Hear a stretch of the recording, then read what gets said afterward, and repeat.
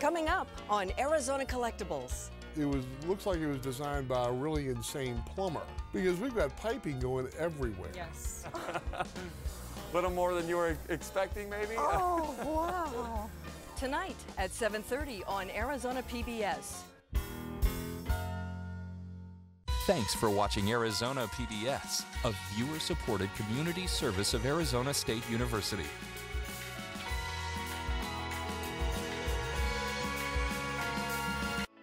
If you are 60 or over, consider a charitable gift annuity with Arizona PBS. A charitable gift annuity will provide you a steady stream of income during your lifetime and also help ensure that Arizona PBS is available for future generations.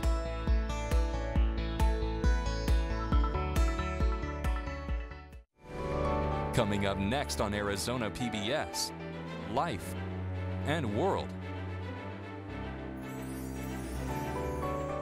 Arizona PBS congratulates its winners of 4 2017 Emmy Awards. Check Please Arizona led the way with 2 wins as Arizona PBS continued its tradition of producing award-winning local programming and its dedication to excellence for viewers like you. Coming soon to Arizona PBS. We was the greatest show in town. When I say the word Arizona State football, that's what you think of. Well, move! He had a commitment to winning like nobody I've ever been around in my life. We did not want to lose to that man.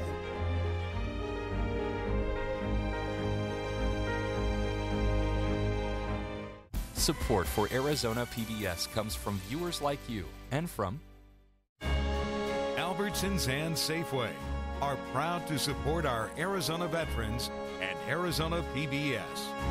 Learn more at azpbs.org/veterans. Hospice of the Valley, medical, social, and spiritual care for patients nearing end of life and support for their families. A not-for-profit community hospice, HOV.org. From the Cronkite Studios in downtown Phoenix, this is Cronkite News. Opioid addiction and overdoses are officially declared a national public health emergency. But Valley Addiction Centers say the president's declaration doesn't go far enough. Plus, John McCain's plane was shot down 50 years ago today in Vietnam. We look back at the senator's time as a prisoner of war. And we take a trip to the border to see one man's tribute to thousands of missing migrants. Cronkite News starts now.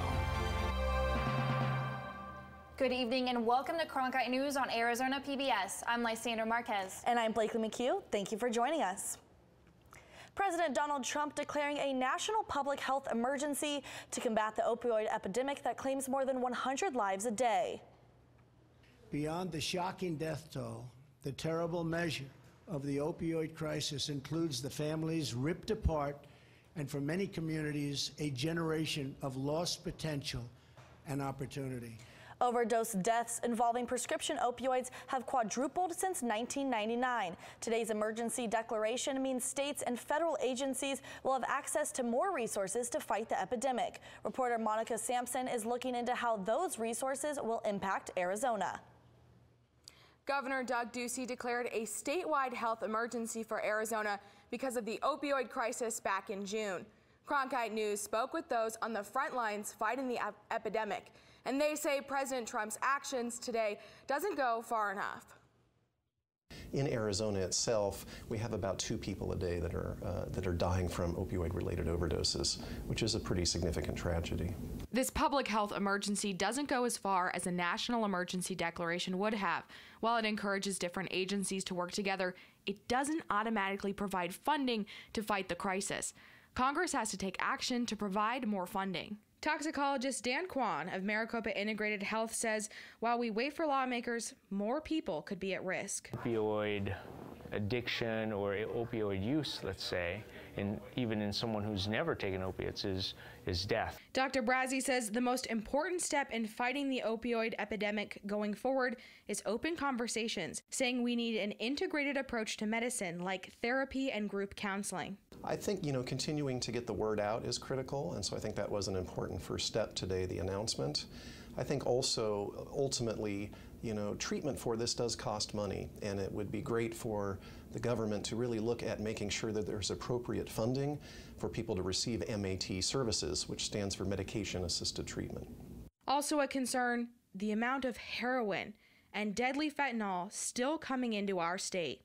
So I think we're seeing a great deal of the fentanyl product, which is kind of an emerging issue for us. Started off with the opioid issue with the prescription opioids, then we switched over to heroin, but what we're seeing right now is a lot of the fentanyl product that's coming in, specifically in the pill form, to meet that burgeoning need for opioids amongst our addict population here in the United States. One way to help reduce the use of opioids is to get rid of unused prescriptions you have at your home. This Saturday is the National Prescription Drug Take Back Day, and there will be more than 40 drop-off locations around the state. In the Broadcast Center, Monica Sampson, Cronkite News. The billionaire founder of a Valley company under scrutiny for its role in opioid and pharmaceutical fraud was arrested this morning. John Kapoor is the former CEO of Insys Therapeutics in Chandler. He was arrested of charges of racketeering, conspiracy, and fraud. Insys makes a highly addictive opioid fentanyl spray that is intended for use by cancer patients. But officials say the drug was marketed as part of a scheme to get non-cancer doctors to prescribe it. Back in August, Arizona Attorney General Mark Brnovich sued Insys for its prescription practices, and 6 other Insys executives are facing charges in Boston for an alleged scheme to bribe doctors to prescribe their drug. Cronkite News is dedicated to covering the opioid crisis. Our documentary Hooked RX From Prescription to Addiction highlights the problem of painkillers in Arizona. Find resources for getting help online at hookedrx.org. The U.S. House of Representatives narrowly passed a $4 trillion budget this morning with a 216 to 212 vote. The vote paves way for Republicans to move forward with President Trump's tax care plan that calls for a $1.5 trillion tax cut without fear that Democrats will block the effort. I am very, very excited because today we passed a budget that is fiscally responsible, it strengthens our national defense, and it's really good for taxpayers. We have the Republicans in Congress who are, in their DNA, committed to a mission of giving tax breaks to the wealthiest people in our country. Republican Congressman Andy Biggs said the budget was far from ideal, but made way for comprehensive tax reform. Meanwhile, Democratic Congresswoman Kyrsten Sinema addressed tax reform, saying that Americans need a bipartisan tax package that works better for middle-class Arizonans and small businesses. 50 years after his plane was shot down from the sky, Arizona Senator John McCain reflects on his time in Vietnam and the soldiers he served beside. Cronkite News reporter Bailey Vogt takes a look at McCain's time as a prisoner of war. One of the great things about being a fighter pilot is you're sure that everybody else is going to get shot down, but not you. But it was John McCain who was shot down 50 years ago today while flying his 23rd bombing mission over North Vietnam. A missile hit his A-4 Skyhawk jet and it crash-landed into a lake. I was barely able to get back to the surface, but then a bunch of them jumped in, and there's a picture which I'm sure you'll show of them pulling me out of the lake. You can see my arm is broken and up high. And then, of course, once they pulled me out, they weren't very happy to see me. John Furr, an Air Force pilot who spent time in Vietnamese prisons with John McCain, said that once McCain was imprisoned, the treatment did not get much better. He was brutally treated. They took advantage of his poor physical condition to exert some great pain on him beyond that, those wounds. McCain spent over 5 years in Vietnamese captivity, much of which was solitary confinement. Furr believes that his ability to survive is linked to his family's military background. He grew up in a very disciplined family, with his grandfather being an admiral, his dad being an admiral. And you don't get to be admirals unless you're a disciplined leader of men in wartime. And a lot of that rubbed off on John. He understood what it was to be disciplined and to be resolute in resisting exploitation by the North Vietnamese. McCain has taken that resolution from the experience and shaped how he has handled his tenure as a senator, said Senate Minority Leader Chuck Schumer. I think the courage that John McCain showed as a POW, he shows every day in Congress. He's a man who will speak truth to power. He did to the North Vietnamese, and he does it here, day in, day out. This resonates with Furr, who said that the perfect representation of McCain's time in politics was something he would say within the walls of that Hanoi prison. John always used to tell me, if you're going to serve in the public interest, he says, serve a cause greater than your own self-interest.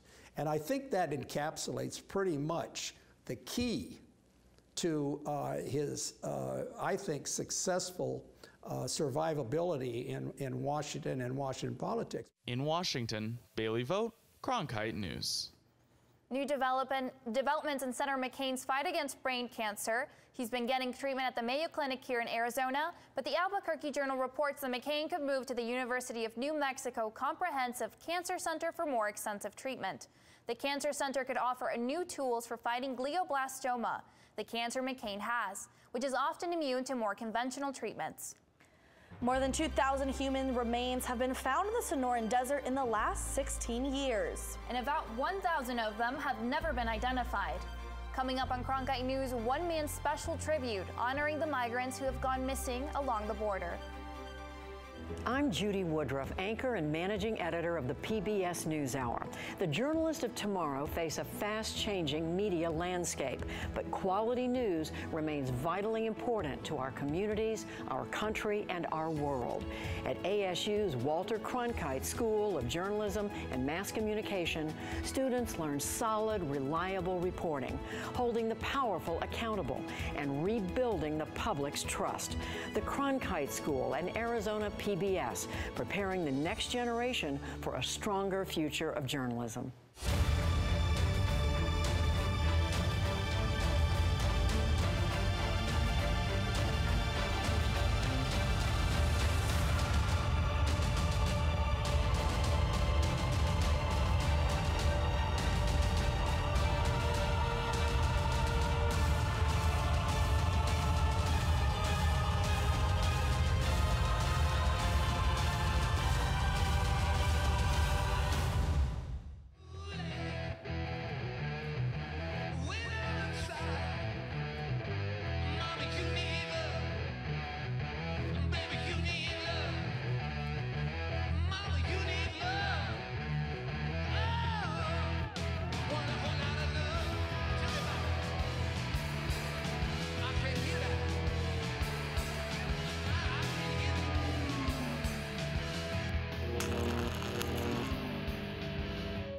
When a story comes in the morning, we're out the door as fast as we can go.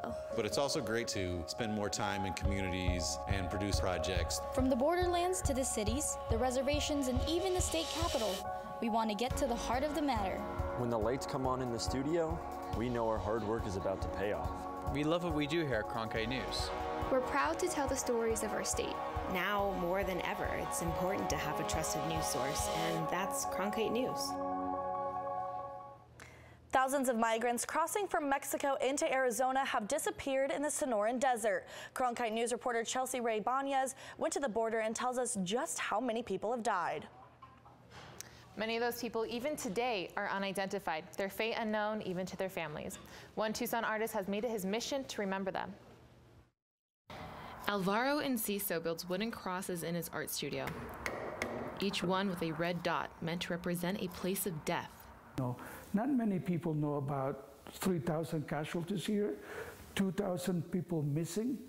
He makes the crosses to honor hundreds of people who have died crossing the desert from Mexico into Arizona. The plan was to go there and stand where a person died and see how it felt, try to imagine the story that we will never know. One of his crosses is for a baby who died here on Aravaca Road, about 11 miles from the border. And so I put a cross there. And then people learned that this was a baby that never had a chance. The Pima County Medical Examiner's Office in Tucson reports that more than 2,700 remains have been found in the Sonoran Desert since 2001. About 1,000 of those have never been identified. On paper, the number one cause of death over the last few years has been undetermined, not environmental related. That's because of the condition of the remains. Hess said identifying a body is directly related to how long it's been in the desert. Humanitarian groups like the Tucson Samaritans have tried to prevent these deaths by leaving water jugs along the desert trails used by migrants. We have at least decreased the deaths in the areas that we serve, which are basically between this road and that mountain. However, Enciso just wants the dead remembered. In 20 years from now, we'll begin to write this chapter of American history. Is going to be very sad, very shameful that we didn't treat our neighbors right. The U.S. Border Patrol has tracked nearly 7,000 deaths in the desert since 1998. Often those bodies remain unidentified because their families who are fearful of deportation don't claim them. I'm Chelsea Ray Banyas, Cronkite News. During his campaign, President Trump promised his supporters a wall along the U.S.-Mexico border, and today 8 prototypes were unveiled. Contracts for the prototypes were awarded to 6 different companies, including 2 from Arizona. The sample walls were presented in a remote section of the San Diego borderlands. After they were completed, Customs and Border Protection will pick one to be used for the entire wall, pending funding approval. Arizona is currently ranked 15th in the country for newly diagnosed HIV and AIDS cases. And one of the issues, secrecy. Coming up on Cronkite News, a new campaign working to end the stigma around the disease. And cooler temperatures are coming our way. Stay tuned for your full 7-day forecast.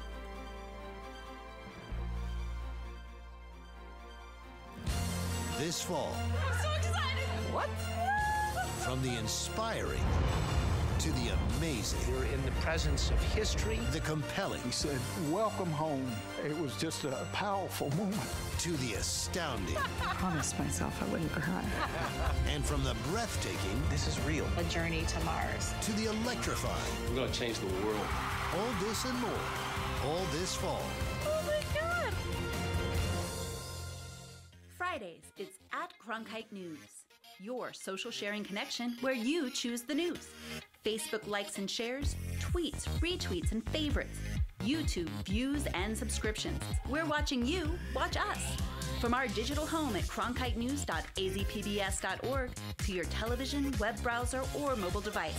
Find us on Facebook, Twitter, and YouTube. Then join us for at Cronkite News, our weekly refresh, each Friday at 5 on Arizona PBS. I'm Ted Simons, host and managing editor of Arizona Horizon. Join us each weekday at 5:30 and 10 as we bring you the top newsmakers who impact the state. We cover the stories in depth that shape and affect our local communities, and we take the time to ensure that all voices are equally heard. For more than 30 years, Arizona Horizon has been your voice and your source for what matters most, right here on Arizona PBS. The fight against HIV and AIDS in Arizona is taking on its biggest opponent, secrecy. Cronkite News reporter Tatum Hubble shows us how a new campaign aims to stop the spread by stopping the stigma. Experts say new HIV cases in Arizona are rising, even as they decline in other states. One reason for that is people aren't sharing their status. I just heard that somebody I'd been dating had it and had not been truthful with me, so I went and got tested with a good friend of mine, and the test results came back positive. Arizona is currently ranked 15th in the U.S. for newly diagnosed AIDS and HIV cases. The city of Phoenix is taking a stand and setting a goal to end this epidemic for good. Phoenix has launched the 90-90-90 plan in hopes to end the spread of HIV and AIDS in Arizona by 2030. It has benchmark goals of 90-90-90, which is trying to get 90% of people in Arizona who are HIV positive tested and identified. Also to have 90% of those individuals who have tested HIV positive in treatment and on antiretrovirals so that they can live a healthy life. And then finally, for those persons who are in treatment, to have 90% of them having achieved an undetectable viral load. And that means, now we know, that undetectable means untransmittable. Experts stress the importance of starting conversations and educating the public about HIV and AIDS. I went through some severe depression with it. It affected my daily life where I didn't want to get out of bed. I didn't want to leave the house. You know, it was really rough, but as you cope with it and you seek counseling and things like that, it becomes better. Olson is thankful his HIV has not developed into AIDS and his viral levels are undetectable. In Phoenix, Tatum Hubble, Cronkite News. The foundation plans to provide more education through a community coalition pursuing grant funding and working with pharmacies. We're only days away from Halloween and temperatures here are still pretty scary. Holly Bach is in the Weather Center. Holly, are we going to get any cooler fall temperatures anytime soon? We're going to get these cooler temperatures in our upcoming week. However, today we are currently pretty warm. We're sitting at 91 degrees right now here in Phoenix, which is just a degree below our high today of 92. Sunny skies and humidity around 10%.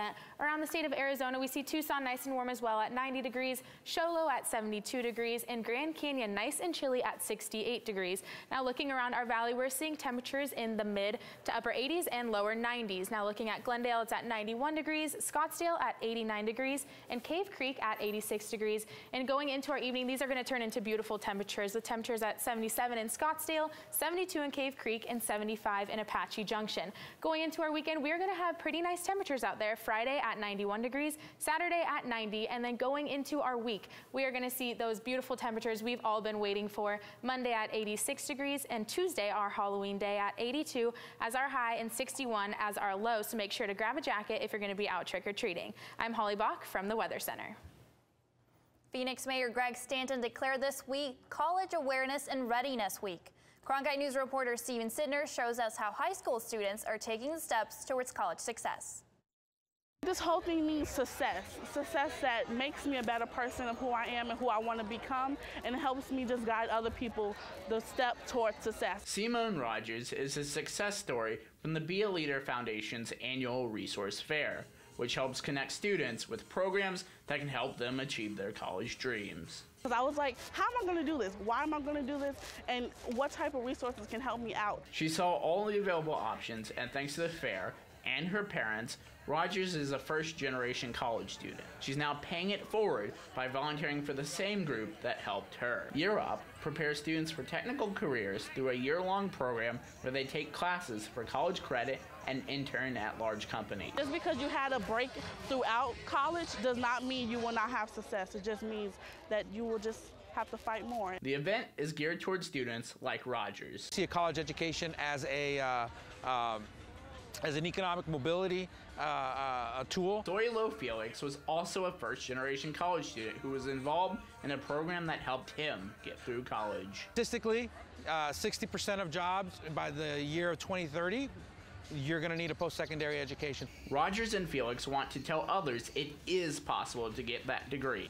Keep an open mind. Understand that everything that you're going to go through, another person before you have done it, and just always ask for a helping hand. The Be a Leader Foundation hopes the event empowers students and their families to believe that they can go to college and earn a degree. In Phoenix, Steven Sidner, Cronkite News. After the resource fair, students headed to the Phoenix Convention Center where they took part in a college fair featuring more than 200 universities. Sugar skulls, face paint, mariachi music, these are just a few common symbols of Dia de los Muertos. But you don't usually see these things at a basketball game. It's how the Phoenix Suns are celebrating their connection with Hispanic fans.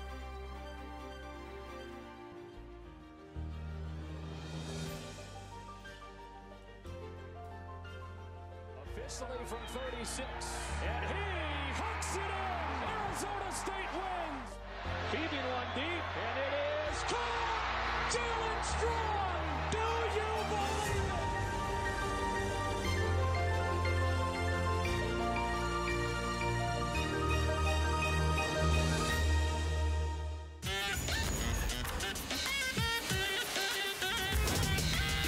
Third Rail with Ozzy.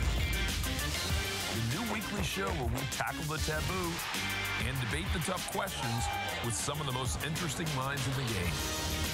I'm Carlos Watson, electrifying conversation Friday, only on PBS.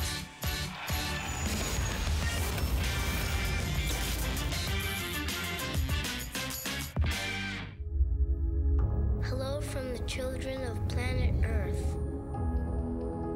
Exploring, it's the lifeblood of the mission. Human beings are a curious bunch. What are we going to see when we get really close? Wow. Just because an idea is crazy, it's not necessarily wrong. We were on our way. You don't get anywhere until you've tested the limits. That carries an intensity you can't imagine. You could hear people just, whoa. Oh my God, absolutely spectacular. It's a rush. We ask a lot of our heroes. We are at a remarkable moment. We're going farther than any exploration ever has.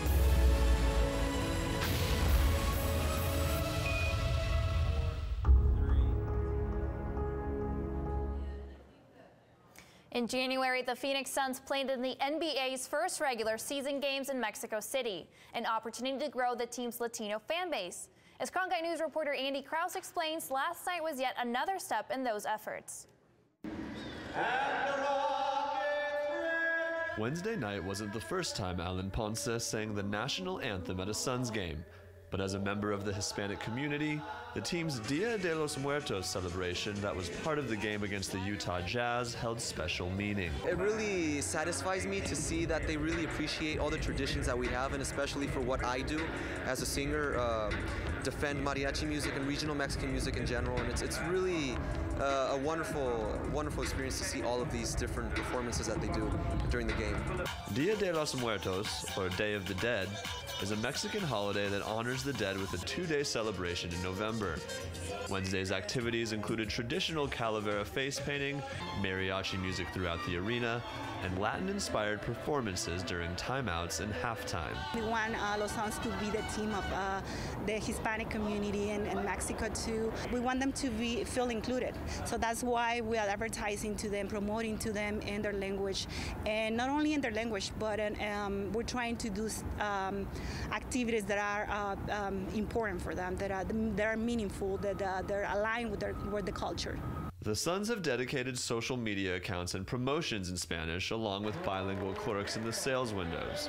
Part of an effort, along with events like Wednesday, to connect with the 41% of the Phoenix community who identified as Hispanic in the latest census count. From Talking Stick Resort Arena, Andy Krause, Cronkite News. Last night was the first of 4 Latin-themed celebrations the team will hold this season. The Suns' next one will be December 26th, when the team will unveil their new brand, Los Suns uniforms. Cronkite News is proud to be the news division of Arizona PBS. Here's what's coming up on Arizona and PBS NewsHour. The next Arizona Horizon will hear how the valley is being used as a laboratory for the future of urban development. And we'll check out some homegrown efforts in Guadalupe to push back against poverty. I'm Judy Woodruff on the next NewsHour from our brief but spectacular series, Keezer Khan, the Gold Star parent who has sparred with President Trump. That's Thursday on the PBS NewsHour. That's it for Cronkite News tonight. Thanks for joining us. For top Arizona stories anytime, go to cronkitenews.azpbs.org.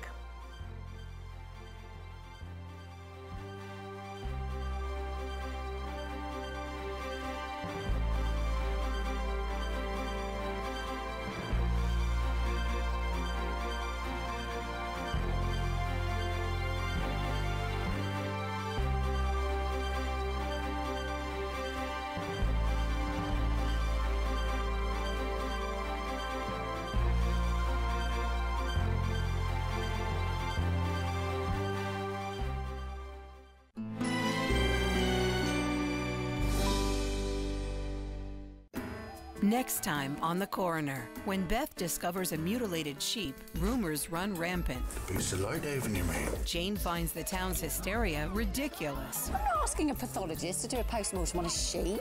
The Coroner. Tonight at 8 on Arizona PBS. Explore new ideas and new worlds here on Arizona PBS, a community service of Arizona State University.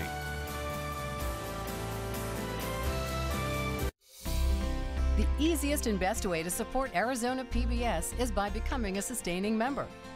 Your monthly contribution of $5 or more comes directly from your bank account or credit card, so you know your membership is always current. It also means no more renewal notices in your mailbox. So more of your dollars go to the programs you love. It's convenient for you, greener for us, and better for the planet. Become a sustaining member today. Coming up next on Arizona PBS, Life and World. Congratulations to Cronkite News, winner of the National Edward R. Murrow Award, the Broadcast Education Association Award, and Best Student Newscast by the Society of Professional Journalists, as well as 7 Regional Student Production Awards from the Rocky Mountain Emmys. Coming soon to Arizona PBS. Homosexuals, women with children. Get ready for a musical theater land.